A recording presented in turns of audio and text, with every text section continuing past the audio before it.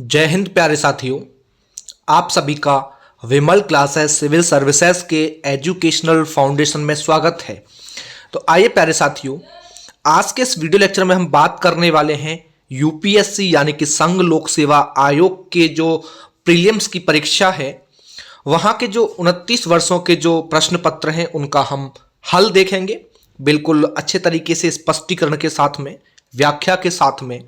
और आज हम केवल चर्चा करने वाले हैं इतिहास विषय को लेकर के, जो कि विगत वर्ष यानी कि सन 2000 में यूपीएससी परीक्षा प्रश्न पत्र प्रथम में जो इतिहास से प्रश्न पूछे गए, आज उनको हम लोग क्लियर करने वाले हैं। ठीक है, तो आइए आज हम उन्हीं प्रश्नों को लेकर के चर्चा करने वाले हैं, यानी कि संघ लोक सेवा आयोग प्रीलिम्स परीक्षा 2000 में जो प्रश्न पत्र प्रथम है, जहां इतिहास से जो प्रश्न पूछे गए हैं सभी के सभी प्रश्नों का संकलन इसमें किया गया है। और इससे भी पहले हम लोग प्रयास करेंगे कि सन 1993 से लेकर के 1993 से लेकर के और 2022 तक के सभी पेपर्स का सॉल्यूशन आप लोगों को वीडियो लेक्चर के माध्यम से प्रोवाइड करते रहें। तो आइए आज का जो पहला प्रश्न है, जो कि इतिहास सन 2000 में पूछा गया है। पहला प्रश्न पूछा गया था कि सिकंदर के हमले के समय उत्तर भारत पर निम्नलिखित राजवंशों में से किस एक का शासन था। ऑप्शन है नंद, मौर्य, शुंग और कण्व। हमें यहां बताना है कि जब सिकंदर ने जब आक्रमण किया उत्तर भारत पर, तो कौन सा राजवंश था जो शासन कर रहा था उस समय।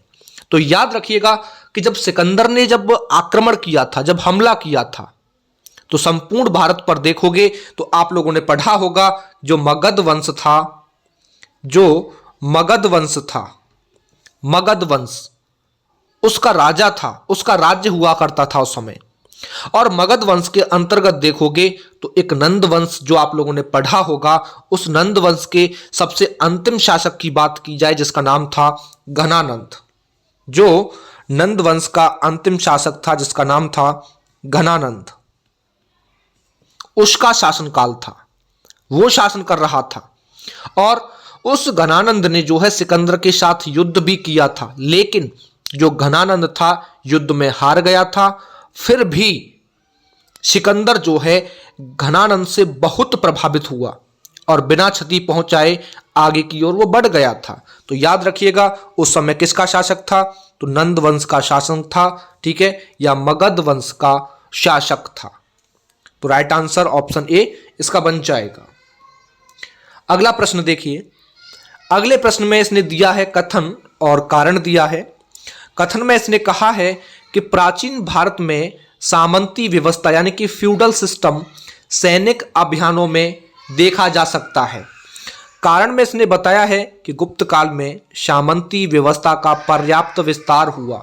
नीचे कूट दिए गए हैं हम लोगों को, तो बताना है हम लोगों को, याद रखिएगा इस चीज को, कि भारत में जो है सबसे पहले सर्वप्रथम जो यूनानी आक्रमणकारी था जिसका नाम था सिकंदर, उसने जितने भी भारतीय प्रदेशों को जीता था, जिनको विजित किया था, और उन प्रदेशों में जो है सेनापति जो हुआ करता था फिलिप, जो कि एक प्रांतीय शासक था, उसकी नियुक्ति की गई थी।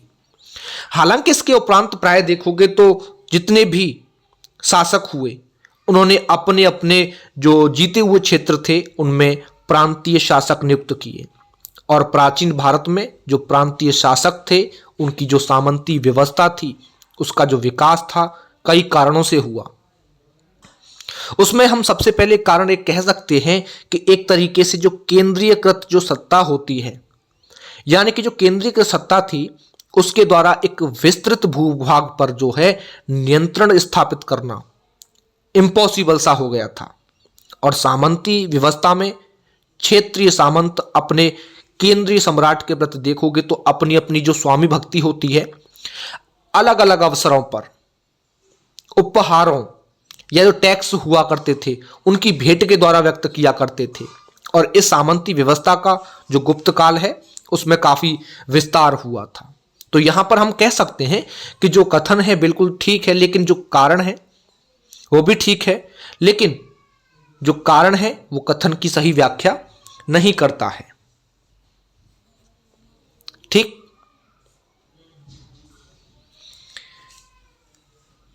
तो यहां जो राइट आंसर बनेगा ऑप्शन बी बन जाएगा। ए और आर दोनों सही हैं, यानी कि आर ए की सही व्याख्या नहीं है। ठीक है, आगे का प्रश्न देखिए। आगे दिया है इसने कथन कि पांडिनेन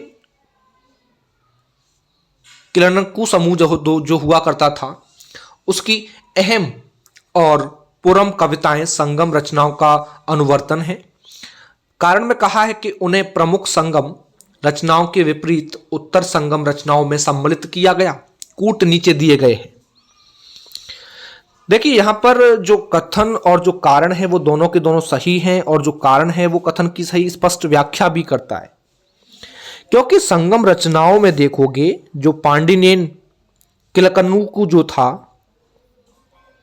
एक समूह था, और उसकी अहम और जो पूरम रचनाएं हैं दोनों ही हैं। क्योंकि इन्हें प्रमुख रचनाओं के विपरीत देखोगे तो उत्तर संगम रचनाओं में सम्मिलित किया गया है, यानी कि कथन और कारण दोनों के दोनों सही हैं, और जो कारण है वो कथन की सही व्याख्या भी करता है। तो राइट आंसर इसका ऑप्शन ए बन जाएगा। अगला प्रश्न देखिए। अगले प्रश्न में इसने कथन में कहा है कि अशोक ने कलिंग को मौर्य साम्राज्य में जोड़ लिया। कारण में कहा है कलिंग दक्षिण भारत से आने वाले स्थलीय और समुद्री मार्गों को नियंत्रित करता था। कूट आपके सामने है, तो याद रखिएगा यहां हमारे कथन और जो कारण है वो दोनों के दोनों बिल्कुल करेक्ट हैं, और जो कारण है वो कथन की सही व्याख्या भी करता है। क्योंकि प्राचीन भारत में देखोगे कलिंग जो कि उड़ीसा में है, उसका महत्व भौगोलिक और सामुदायिक दोनों रूपों से देखोगे तो हम कह सकते हैं कि जो भौगोलिक और जो सामुद्रिक जो व्यापारिक मार्ग थे उनकी दृष्टि से बहुत था इसका महत्व। और यही कारण था कि अशोक के कलिंग अभियान का उद्देश्य जो था वो स्थलीय और जो समुद्री व्यापारिक जो मार्ग थे उन पर अधिकार करना था। इसलिए अपना जो राइट आंसर बनेगा ऑप्शन ए बन जाएगा। ए और आर दोनों सही हैं, और जो आर है यानी कि जो कारण है वो कथन की सही स्पष्ट व्याख्या करता है। अगले प्रश्न में कथन में इसने कहा है कि जैन धर्म के अहिंसा पर बल ने कृषकों को जैन धर्म अपनाने से रोका। कारण में कहा है कि कृषि में कीटों और पीड़कों की हत्या होना शामिल है। कूट आप लोगों के सामने दिए हुए हैं, तो यहां भी हमारे कथन और कारण दोनों ठीक हैं बिल्कुल, और कारण जो है वो कथन की स्पष्ट व्याख्या भी करता है। क्योंकि जैन धर्म की अगर बात करें तो जैन धर्म में किसी भी प्रकार की हिंसा न करने को कहा गया है, क्योंकि जैन धर्म में अहिंसा पर अत्यधिक बल देने से जो है कृषकों को जैन धर्म अपनाने से रोका था। क्योंकि कृषि कार्य में कृषि यंत्र जो हुआ करते थे जिनमें हल के प्रयोग से जो कीट होते हैं जो पीड़क होते हैं उनकी हत्या हुआ करती थी। यानी कि कथन ए कारण आर जो है दोनों के दोनों सही हैं, और जो कारण है वो कथन ए की सही व्याख्या करता है। तो राइट आंसर ऑप्शन ए इसका बन जाएगा। ठीक है, अगला प्रश्न देखिए। अगले प्रश्न में इसने कहा है कि भारत में प्रथम बार सैनिक शासन यानी कि मिलिट्री गवर्नरशिप व्यवहार में लाया गया। किसके द्वारा? ग्रीकों के द्वारा, शकों के द्वारा, पार्थियनों के द्वारा या मुगलों के द्वारा। तो याद रखिएगा भारत में पहली बार जो है जो सैनिक शासन था, ग्रीक शासक हुआ करता था सिकंदर, उसके द्वारा लाया गया था। उसने काबुल, कंधार और जो हेरात है जो बलूचिस्तान है यहां का जो शासन था अपने सेनापति सेल्यूकस को सौंप दिया था, और इसी ने ही सैनिक शासन स्टार्ट किया था। तो राइट आंसर बन जाएगा आप लोगों का ऑप्शन ए, यानी ग्रीकों के द्वारा, और किसने? सिकंदर ने। ठीक है, सिकंदर। अगला प्रश्न देखिए। अगले प्रश्न में कहा है कि निम्नलिखित मुस्लिम शासकों में किस एक को उसकी धर्मनिरपेक्षता यानी कि सेक्युलरिज्म में आस्था के कारण उसकी जो मुस्लिम प्रजा थी जगत गुरु कहकर पुकारती थी? हुसैन शाह, जैनुल आबिदीन, इब्राहिम आदिल शाह और फोर्थ है महमूद द्वितीय। तो याद रखिएगा प्यारे, इब्राहिम आदिल शाह जो हुआ करता था, option number third, Ibrahim Adil Shah, इसने 1580 ईस्वी में देखोगे तो 1627 तक शासन किया। इसकी धर्मनिरपेक्षता में आस्था बहुत थी और यही कारण था कि उसकी जो मुस्लिम प्रजा थी जगत गुरु के साथ साथ अबला बाबा कह करके भी पुकारती थी। याद रखिएगा, क्या कह करके? अबला बाबा भी कहती थी इसको, अबला बाबा। तो राइट आंसर आप लोगों का ऑप्शन सी इसका बन जाएगा। इब्राहिम आदिल शाह को जो है उसकी धर्मनिरपेक्षता में आस्था के कारण जो मुस्लिम प्रजा थी जगत गुरु कह करके पुकारती थी। अगला प्रश्न देखिए, अगले प्रश्न में कहा है कि निम्नलिखित घटनाओं पर विचार कीजिए और इन घटनाओं का सही कालानुक्रम कौन सा या कौन से हैं। पहला दिया है विजयनगर के कृष्णदेव राय का शासनकाल, कुतुब मीनार का निर्माण, तीसरा है पुर्तगालियों का भारत आगमन और फोर्थ है फिरोज तुगलक की मृत्यु। तो इन घटनाओं के अगर कालक्रम की बात करोगे तो देखिए, सबसे पहले अगर हम बात करें तो जो कुतुब मीनार का निर्माण जो हुआ था, कुतुब मीनार का जो निर्माण था वो कुतुबुद्दीन ऐबक ने करवाया था। किसने? कुतुबुद्दीन ऐबक ने। ठीक है, और ये कब करवाया था? 1206 से लेकर के 1210 के बीच में। वहीं फिरोज तुगलक की जो मृत्यु थी, फिरोज तुगलक की मृत्यु ये 1388 ईस्वी में हुई, 1388 ईस्वी में। और भारत में पुर्तगालियों का जो आगमन हुआ था 1498 ईस्वी में हुआ था, आप लोग अच्छी तरीके से जानते हो। और विजयनगर के जो कृष्णदेव राय थे उनका जो शासनकाल था 1505 ईस्वी से लेकर के 1529 ईस्वी तक चला, 1505 से लेकर के और 1529 ईस्वी तक। अब इनका टाइम हम अच्छे तरीके से अकॉर्डिंग टू क्वेश्चन लगा सकते हैं। तो यहां पहला बन जाएगा अपना ये 1206 से 1210 यानी कि 2, और सेकंड नंबर पर हमारा ये आ जाएगा 4, थर्ड नंबर पर अपना आ जाएगा ये 3 और फोर्थ पर 1 आ जाएगा। ठीक है, तो कालक्रम के अनुसार हम इसका आंसर जो बनाएंगे 2, 4, 3, 1 बन जाएगा, यानी कि राइट आंसर ऑप्शन ए इसका बन जाएगा। अगला प्रश्न देखिए, अगले प्रश्न में कह रहा है कि सुमेलित कीजिए, और इधर इसने दिया है सूची 1 और सूची 2, इक्ता, जागीर, अमरम, मोकस, इधर मराठे, दिल्ली के सुल्तान, मुगल और विजयनगर। तो आपको बता दूं, जो इक्ता प्रणाली थी, इक्ता प्रणाली दिल्ली के सुल्तानों में ये काफी प्रचलित रही थी, तो सेकंड से इसका मैच हो जाएगा। और जागीर प्रणाली की बात करोगे तो ये मुगल काल में चली थी, जागीर जो है मुगल काल में। और अमरम की बात की जाए तो अमरम जो प्रणाली थी ये विजयनगर साम्राज्य में चली, विजयनगर साम्राज्य में। और मोकस जो थी वो मराठा साम्राज्य में प्रचलित हुई, जो मराठा सरदार थे उनके समय ये लागू हुई। तो यहां जो कूट बन जाएगा अपना, ये बन जाएगा 2, 3, 4 और 1, यानी कि राइट आंसर बनेगा इसका ऑप्शन नंबर जो बी दिया हुआ है, इसका राइट आंसर बन जाएगा 2, 3, 4, 1। अगला प्रश्न देखिए, अगले प्रश्न में कहा है कि भारत के विभाजन का बाल्कन प्लान उपज थी डब्ल्यू चर्चिल के मस्तिष्क की, एम.ए. जिन्ना के मस्तिष्क की, लॉर्ड माउंटबेटन के मस्तिष्क की, या वीपी मेनन के मस्तिष्क की। देखिए, भारत के विभाजन का बाल्कन प्लान आप लोगों को याद होगा 24 मार्च, 24 मार्च और 6 मई और 6 मई 1946, 1946, इसके बीच जो भारतीय नेता थे इनके साथ जो है जो माउंटबेटन था उसने कई दौर की बातचीतें की, जिससे ये बात निकल करके सामने आई कि जो कैबिनेट मिशन है वो असफल हो चुकी है।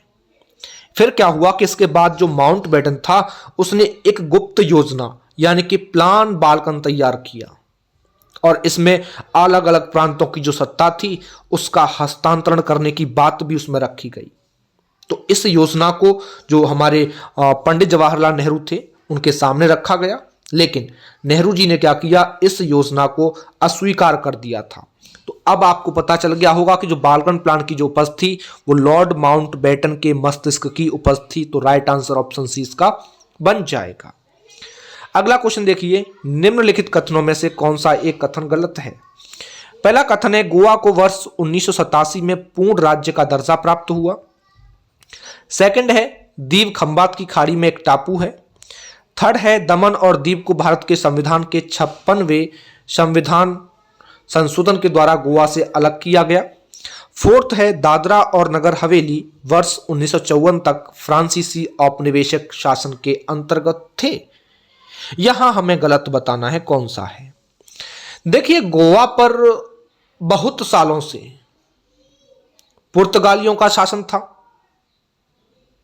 जिसे 19 दिसंबर 1961 को पुर्तगालियों से मुक्त कराया गया और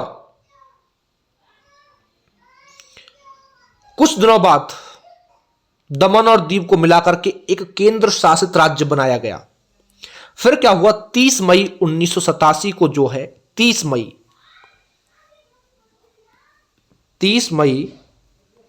1987 को जो है गोवा जो है अपना उसको पूर्ण राज्य बना दिया गया। और तो स्टेटमेंट पहला ठीक। दादर और नगर हवेली पर जो है वर्ष 1954 तक पुर्तगालियों का अस्तित्व रहा। ठीक है ना, किसका? पुर्तगालियों का। समझ रहे हो ना, पुर्तगालियों का। तो ऑप्शन नंबर जो डी है बिल्कुल गलत है, क्योंकि यहां फ्रांसीसी कहा है इसने, तो फ्रांसीसी नहीं बल्कि पुर्तगालियों का। और 11 अगस्त 1961 को दादरा नगर हवेली भी पुर्तगालियों से मुक्त हो गया था। तो इसलिए जो राइट आंसर बनेगा अपना ऑप्शन डी बन जाएगा, क्योंकि ये तीनों के तीनों स्टेटमेंट तुम्हारे ठीक है, लेकिन फोर्थ ऑप्शन गलत है, क्योंकि फ्रांसीसी औपनिवेशिक शासन के अंतर्गत नहीं बल्कि पुर्तगाली औपनिवेशिक शासन के अंतर्गत था। ठीक है, अगला प्रश्न देखिए। अगले प्रश्न में कह रहा है कि संभाजी के बाद मराठा शासन को निम्नलिखित में से किसने सरल और कारगर बनाया? राजाराम, बालाजी विश्वनाथ, गंगाबाई और नानाजी देशमुख। तो याद रखने योग्य बात है, संभाजी के बाद में जो है जो मराठा शासन था उसको हम कह सकते हैं कि बुलंदियों पर जो बालाजी विश्वनाथ थे उन्होंने पहुंचाया, क्योंकि जो पेशवा बालाजी विश्वनाथ जो थे कोंकण में जो श्रीवर्धन नाम का जो स्थान है उसके चित्तपावन ब्राह्मण परिवार का रहने वाला था जो बालाजी विश्वनाथ था। मराठाओं में वो प्रथम ऐसा पेशवा था जो कि मराठाओं के प्रशासन था, जो शासन था उसमें पेशवा के पद पर आसीन हुआ था और वो राजस्व और सैन्य दोनों विषयों का ज्ञाता बड़ा अच्छा था, यानी कि वो योग्य पिता का योग्य पुत्र साबित भी आगे चल करके हुआ। तो राइट आंसर बन जाएगा ऑप्शन बी, बालाजी विश्वनाथ ने मराठा शासन को सरल और कारगर बनाया। अगला प्रश्न है, भारतवर्ष के विभाजन के समय ब्रिटिश भारत के निम्नलिखित में से किस एक प्रांत ने एक संयुक्त स्वतंत्र अस्तित्व के लिए योजना सामने रखी? पंजाब, असम, बंगाल और बिहार। जब भारत की स्वतंत्रता की बात जब की जाती है, जब भारत की आजादी की बात की जाती है, तो उस समय जो पंजाब जो राज्य था उसने अपने को जो है एक अलग स्वतंत्र राज्य के लिए योजना प्रस्तुत की उसने, लेकिन जो सरदार वल्लभ भाई पटेल थे उन्होंने इसे नहीं माना, बल्कि उन्होंने पूर्वी पंजाब, पटियाला और जो भी हमारे पहाड़ी राज्य थे उनका एक अलग संघ बना दिया जिसे पेप्सू के नाम से जाना गया। किसके नाम से? पेप्सू के नाम से। तो राइट आंसर ऑप्शन ए बन जाएगा, पंजाब। अगला प्रश्न देखिए। अगले प्रश्न में कह रहा है दक्षिण अफ्रीका से लौटने के पश्चात गांधी जी ने सर्वप्रथम सफल सत्याग्रह आरंभ किया। चौरी चौरा में, दांडी में, चंपारण में और बारदोली में। बड़ा अच्छा प्रश्न है। गांधी जी ने दक्षिण अफ्रीका से लौटने के बाद पहला सत्याग्रह जो है 1917 में, 1917 में जो है बिहार प्रांत में जो चंपारण जिला है उसमें नील की खेती करने वाले किसानों पर जो है यूरोपीय मालिकों के द्वारा जो अत्याचार किए जा रहे थे उसके खिलाफ चलाया था, जिसमें उन्हें सफलता भी मिली। क्योंकि चंपारण के किसानों को तिनकठिया पद्धति जो थी, उस तिनकठिया पद्धति के तहत नील की खेती करने को मजबूर किया था और मजबूर किया जाता रहा और उन्हें पैदावार सस्ते दामों पर बेचनी पड़ती थी। तो जो गांधी जी थे एक राजकुमार शुक्ल के निमंत्रण पर चंपारण चले गए, जहां उनका जो सहयोग मजहरुल हक जो थे, जो आचार्य कृपलानी थे, महादेव देसाई थे, डॉक्टर राजेंद्र प्रसाद थे, ब्रजकिशोर नारायण भी थे, हालांकि जेवी कृपलानी, नरहरि पारेख ये सब थे। इन सब ने इनका सहयोग किया और अंत में क्या हुआ कि जो गांधी जी थे उनकी बात मानते हुए सरकार ने जांच के लिए एक आयोग गठित किया और परिणाम क्या मिला कि जो बागान मालिक थे वो अवैध वसूली का 25% वापस करने पर राजी हो गए और ये गांधी जी की पहली जीत थी उस समय। क्योंकि चंपारण सत्याग्रह के दौरान देखोगे तो जो हमारे ठाकुर रविंद्रनाथ टैगोर जो थे उन्होंने सबसे पहले गांधी जी को महात्मा की उपाधि भी दी थी। तो राइट आंसर आप लोगों का बन जाएगा ऑप्शन नंबर सी, चंपारण में।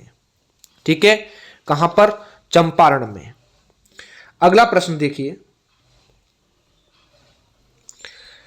अगले प्रश्न में दिया है, सुमेलित कीजिए। सूची एक, जिसमें दिया है कि बड़े सामंतों को आवंटित भूमि। सेकंड है मालगुजारी के इजारेदारों अथवा तहसीलदारों को आवंटित भूमि।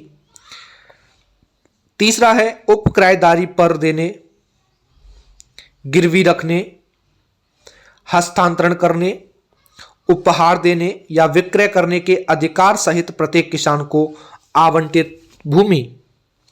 फोर्थ है ग्राम स्तर पर की गई भू राजस्व बंदोबस्ती।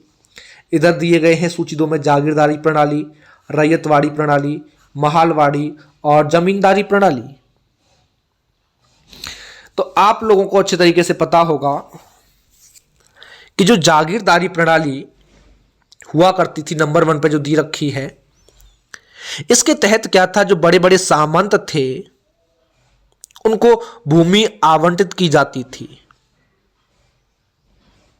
क्योंकि कार्नवालिस ने जो है 1793 ईस्वी में जेम्स ग्रांट और सर जॉन सोर की सहायता से जो है बंगाल, बिहार, उड़ीसा, इनमें क्या किया, इनमें एक तरीके से जो स्थायी बंदोबस्त था या जो जमींदारी जो व्यवस्था थी वो लागू की।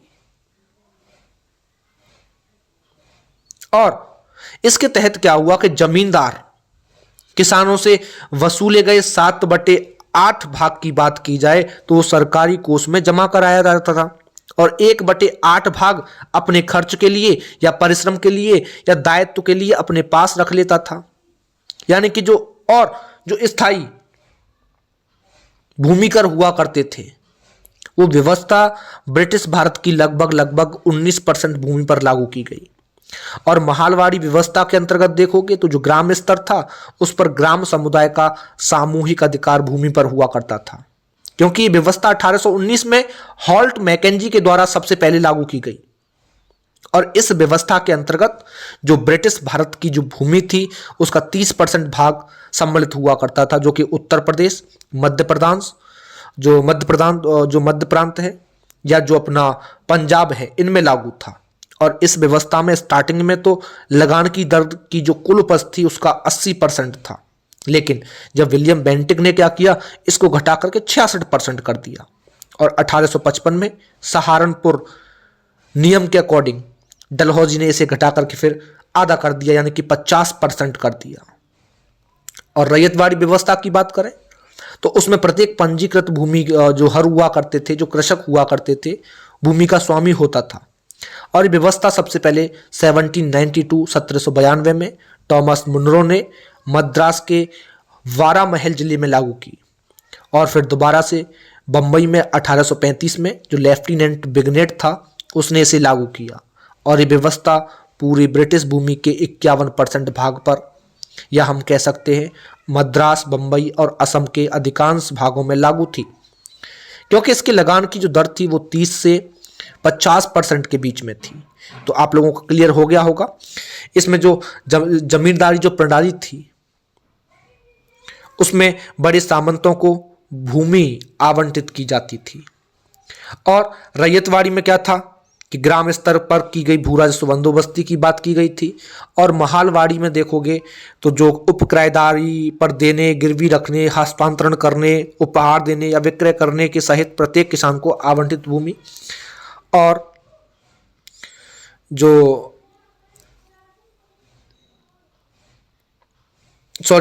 मालगुजारी के इजारेदारी और तहसीलदारों को आवंटित भूमि थी। और ये थर्ड वाला आप लोगों का फोर्थ से जमींदारी प्रणाली से मैच कर जाएगा। तो आपका जो कूट बनेगा 1, 4 और 2, 3 बन जाएगा।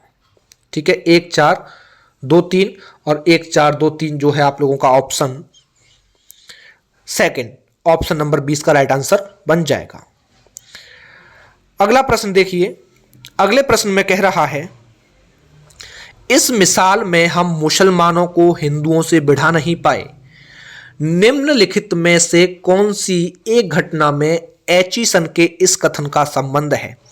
1857 ईस्वी का विप्लव, चंपारण सत्याग्रह, खिलाफत और असहयोग आंदोलन, वर्ष 1942 की अगस्त क्रांति। तो ध्यान रखिएगा, जो सर चार्ल्स अम्पहर्स्टन एचियन जो हुआ करता था, पंजाब का ये गवर्नर जनरल था। इसने क्या किया, सन 1886 में 1886 में लाहौर में एचिसन कॉलेज की स्थापना की।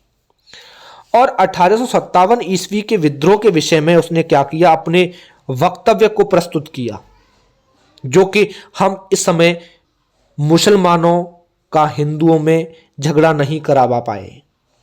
ठीक है ना। तो क्या चीज इसमें जो राइट आंसर बनेगा वो 1857 का विद्रोह, 1857 का जो विप्लव था।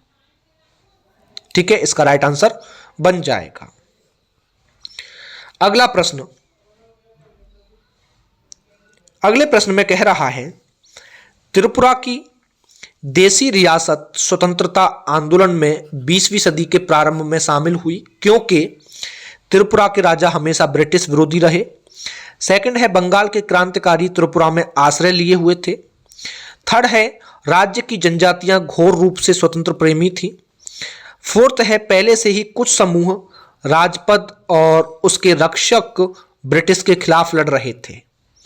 तो सिंपल सी बात है, त्रिपुरा की जो देसी रियासत थी वो स्वतंत्रता आंदोलन में 20वीं सदी के प्रारंभ में शामिल हुई थी। क्यों हुई थी? क्योंकि राज्य की जनजातियां घोर रूप से स्वतंत्रता प्रेमी थी। तो राइट आंसर ऑप्शन सी इसका बन जाएगा। अगले प्रश्न में कह रहा है कि ब्रिटिश भारतीय राज्य क्षेत्र का अंतिम प्रमुख विस्तार हुआ डफरिन के समय में, डलहौजी के समय में, लिटन के समय में और कर्जन के समय में।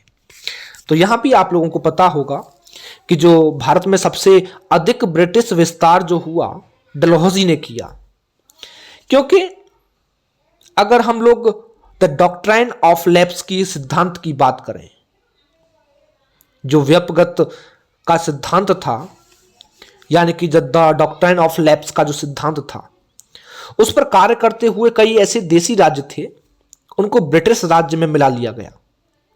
तो जो डलहौजी की जो विलय नीति थी, उसने भारत के वर्तमान मानचित्र को बनाया और उसके कारण लगभग 2.5 लाख वर्ग मील का क्षेत्र कंपनी के अधीन आ गया। तो राइट आंसर बनेगा आप लोगों का ऑप्शन नंबर बी, डलहौजी के समय में।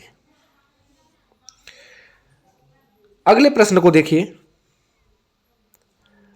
अगले प्रश्न में कहा है कि 1867 और 68 ईस्वी में भारत में प्रति व्यक्ति आय 20 रुपए थी और यह सर्वप्रथम अब निश्चित किया एम.जी. रानाडे ने, सर डब्ल्यू हंटर ने, आर.सी. दत्त ने या दादा भाई नौरोजी ने। देखिए, भारत में सबसे पहले सन 1868 में 1868 जो दादा भाई नौरोजी थे उन्होंने राष्ट्रीय आय के अनुमान लगाए थे, यानी कि जो धन का निकास सिद्धांत था उसका प्रतिपादन सबसे पहले उन्होंने अपनी पुस्तक में किया था, जिसका नाम था the poverty and un British rule in India. उसमें इसका जिक्र किया, यानी धन के निकास को भारत की गरीबी का मुख्य कारण बताया गया था और उन्होंने इसी किताब में भारत के प्रति व्यक्ति वार्षिक आय की जो आकलन की बात कही थी वो 20 रुपए बताई थी। तो राइट आंसर ऑप्शन डी बन जाएगा, दादा भाई नौरोजी ने।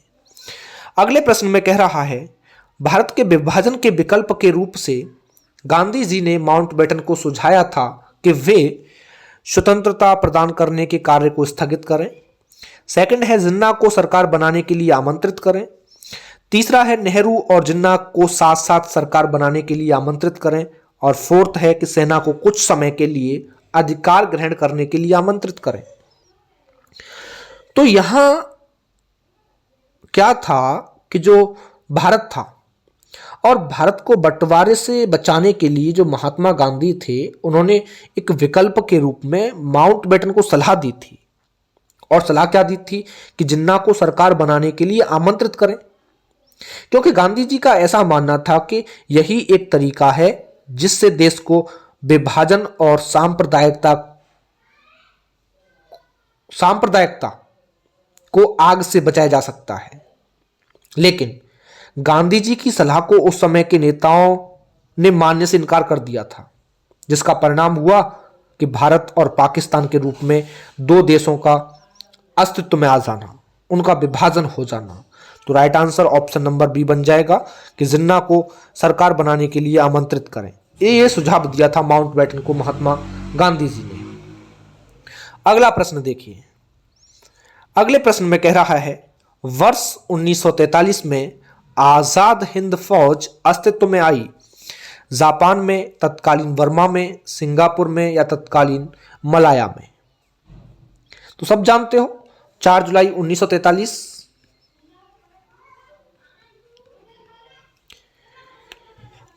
4 जुलाई 1943 को जो है सुभाष चंद्र बोस ने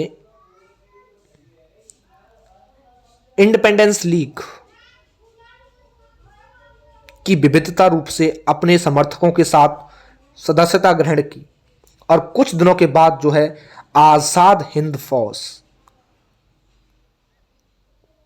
का नेतृत्व किया और उन्होंने 21 अक्टूबर 1943 में सिंगापुर में स्वतंत्र सरकार की स्थापना की।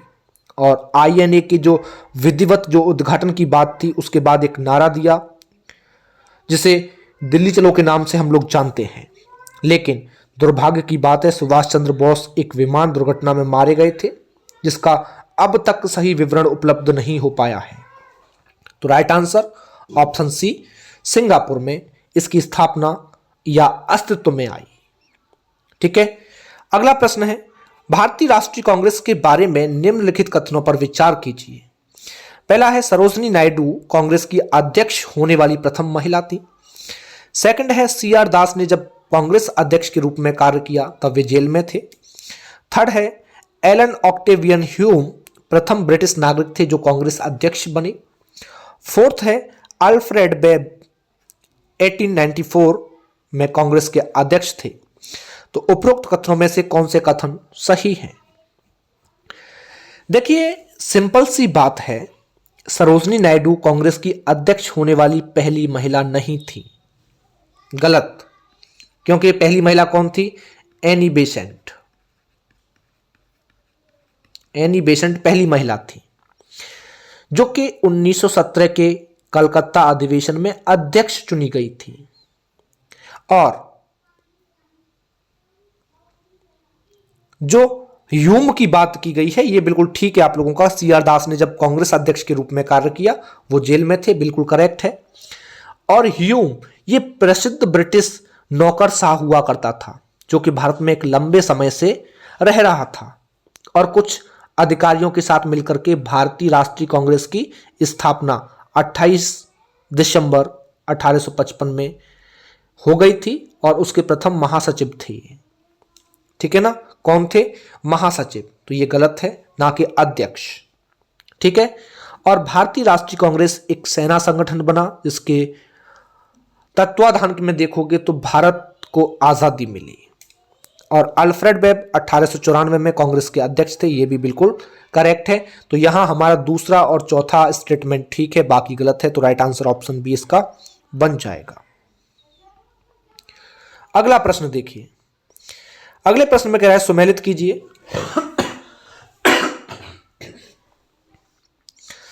सूची 1 में दिया है चितगंग आर्मरी रेड, अभिनव भारत, अनुशीलन समिति, कूका आंदोलन। सूची 2 में कल्पना दत्त, गुरुराम सिंह, विनायक दामोदर सावरकर, अरविंद घोष। तो याद रखिएगा, देखिए चितगंग आर्मरी रेड जो कि अप्रैल 1930 में स्थापना हुई, अप्रैल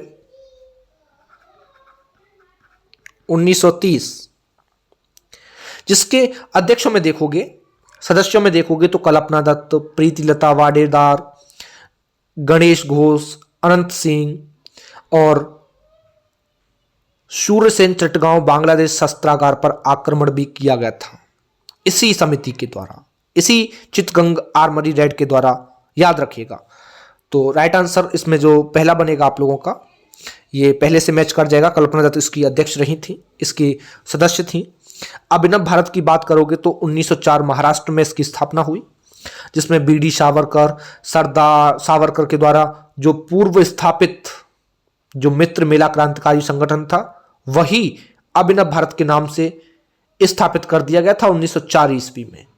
ठीक है। तो अभिनव भारत, इसका जो मिलान होगा आप लोगों का विनायक दामोदर सावरकर से हो जाएगा। और अनुशीलन समिति की बात करें तो वर्ष 1907 में कलकत्ता, ढाका, मिदनापुर में इसकी स्थापना हुई और इसमें बारिंद्र घोष, भूपेंद्र दत्त और इससे क्या हुआ था, अरविंद घोष भी जुड़े हुए थे। कौन? अरविंद घोष भी इससे जुड़े हुए थे। तो तीसरा मिल जाएगा चौथे ऑप्शन से।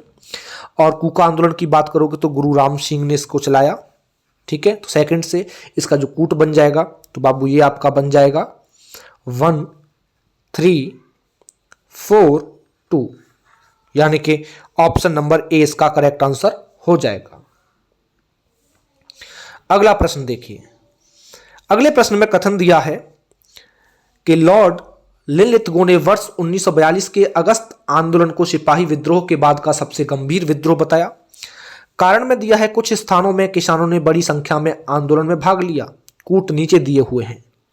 तो याद रखिएगा, भारत छोड़ो आंदोलन को जो है अगस्त क्रांति के नाम से भी हम लोग जानते हैं, ये तो सबको पता है। और ये भारतीय स्वतंत्रता आंदोलनों की अंतिम महान लड़ाई थी, जो कि 8 अगस्त 1942 से प्रारंभ आंदोलन एक राष्ट्रवादी आंदोलन बनता गया। कैसा? राष्ट्रवादी आंदोलन। तो यहां दोनों स्टेटमेंट तो ठीक हैं, लेकिन जो कारण है वो कथन की सही व्याख्या नहीं करता है। तो राइट आंसर ऑप्शन बी इसका बन जाएगा। अगला प्रश्न जिसमें दिया गया है अध्यक्षीय संबोधन के समय जिस कांग्रेस अध्यक्ष ने हिंदी भाषा के लिए रोमन लिपि लागू करने की वकालत की वो कौन थे? महात्मा गांधी, जवाहरलाल नेहरू, अब्दुल कलाम आजाद और सुभाष चंद्र बोस। तो सब लोग जानते हो, अध्यक्षीय संबोधन के समय कांग्रेस जो अध्यक्ष थे अब्दुल कलाम आजाद, उन्होंने हिंदी भाषा के लिए रोमन लिपि लागू करने की वकालत की थी। तो राइट आंसर बन जाएगा option number C, Abdul Kalam Azad. अगला प्रश्न देखिए। अगले प्रश्न में कथन में दिया है प्रारंभिक राष्ट्रीय आंदोलन की आधारभूत कमजोरी उसका संकीर्ण सामाजिक आधार था। कारण है कि यह इसमें सम्मिलित होने वाले सामाजिक समूहों के संकीर्ण हितों के लिए लड़ता था। कूट आप लोगों के सामने है। तो याद रखिएगा, राष्ट्रीय आंदोलन, देखिए दोनों के दोनों स्टेटमेंट हमारे करेक्ट हैं बिल्कुल, और स्पष्ट व्याख्या भी है। क्यों है? क्योंकि राष्ट्रीय आंदोलन की जो प्रारंभिक आधारभूत कमजोरी थी, इसका संकीर्ण सामाजिक आधार था। क्योंकि स्टार्टिंग में जो उदारवादी नेतृत्व में जो संकीर्णता थी वो अवश्य थी, लेकिन बाद में क्या हुआ कि व्यापार, जनचेतना और सामाजिक आंदोलन इनके सूत्राधार बन चुके थे। और जो अपने दादा भाई नौरोजी थे, महादेव गोविंद रानाडे, फिरोज शाह मेहता, गोपाल कृष्ण गोखले, ये सब क्या थे? ये सब उदारवादी सब नेता थे। तो राइट आंसर ऑप्शन ए बन जाएगा। ए और आर दोनों सही हैं, और आर जो है ए की सही व्याख्या करता है। अगला और अंतिम प्रश्न देखिए, वर्ष 1935 के भारत सरकार अधिनियम की निम्नलिखित में से कौन सी एक वैशिष्ट्य युक्त नहीं है? केंद्र में साथ ही 7 राज्यों में द्वैत शासन, द्विसदनीय विधानमंडल, प्रांतीय स्वायत्तता और एक अखिल भारतीय संघ। तो सबको पता है कि केंद्र में साथ ही 7 राज्यों में भी द्वैत शासन लगा था। भाई 1935 के भारत सरकार अधिनियम के राज्यों में देखोगे तो द्वैत शासन को समाप्त करके प्रांतीय स्वायत्तता प्रदान की गई थी। और इस अधिनियम के तहत क्या हुआ था? द्वैत शासन केंद्र में लागू कर दिया गया था। ठीक है, तो ये ऑप्शन नंबर ए नहीं था, ये इसकी विशेषता नहीं थी, ये इसका प्रावधान नहीं था। तो राइट आंसर ऑप्शन ए इसका बन जाएगा। तो प्यारे साथियों, आज के इतिहास जो कि प्रीलिम्स पीटी 2000 में जो इतिहास में प्रश्न पूछे गए, सभी के सभी इसमें रख दिए गए हैं, और उम्मीद करता हूं कि समझ में अच्छे तरीके से आ गए होंगे।